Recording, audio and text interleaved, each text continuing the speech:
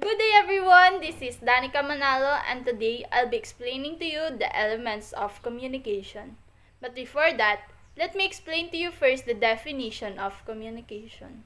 So what is communication?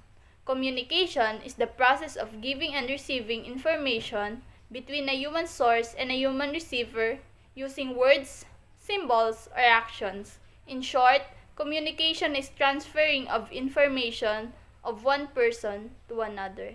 So let's go back to our main topic, which is the elements of communication. So why does communication has elements? It's just simply because the elements are working together to produce a system. For example, I'll compare it to movies. The elements are the actors and actresses to make the movie done. There will be no movie if there is nobody that will act. So in short, the elements are the main actor to produce a system in communication. So we have 7 elements in communication, which includes the first is the sender or can also be called the encoder. The second is the medium. The third is the channel. The fourth is the receiver or the decoder. The fifth is the feedback. The sixth is the context. And lastly, the noise. So for you to understand this topic, I'll explain each element. First, we have the sender or can also be called the encoder. The sender is the one who conveys messages by converting the thoughts into observable signals such as words. He or she decides on the messages to be sent in most effective way that it can be sent. This source is initially responsible for the success of the message. The sender's experiences, attitudes, knowledge, skill, perceptions, and culture influence the message. So in short, the sender is the one who is responsible to conceptualize the message. Next, we have the medium.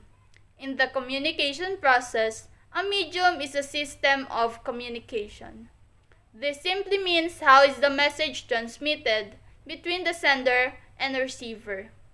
It could be through email, or a letter, or face-to-face in the form of speech. So another element is the channel. Channel is a type of media that is used to transfer a message from the sender to the receiver. In short, it is responsible for the delivery of the message.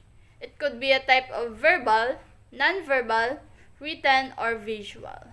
For example, post office, internet, radio, and etc. So next, we have the receiver or the decoder. The receiver is responsible for decoding or extracting the meaning of the message.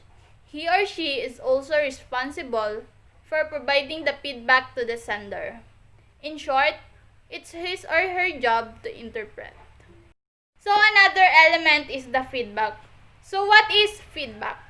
In the communication process, feedback refers to a response from the receiver which gives the communicator an idea of how the message is being received and whether it needs to be modified. In short, feedback will be the sender's basis if his or her communication with the receiver was successful or not. Second to the last is the context. So what is context? Context is critical because it tells you the receiver what importance to place on something. Also, the context of any communication act is the environment surrounding it. Communication contexts include intrapersonal, which involves talking to yourself, the interpersonal, which involves talking to one or limited number of people, and lastly, the public, which involves communicating to a wide group of people. So the last but not the least, the noise. So what is noise? Noise is an unwanted signal which interferes with the original message signal and corrupts the parameters of the message signal. And also noise may be internal or external. So guys, this would be the end of my lesson, which is the elements of communication. Thank you for watching.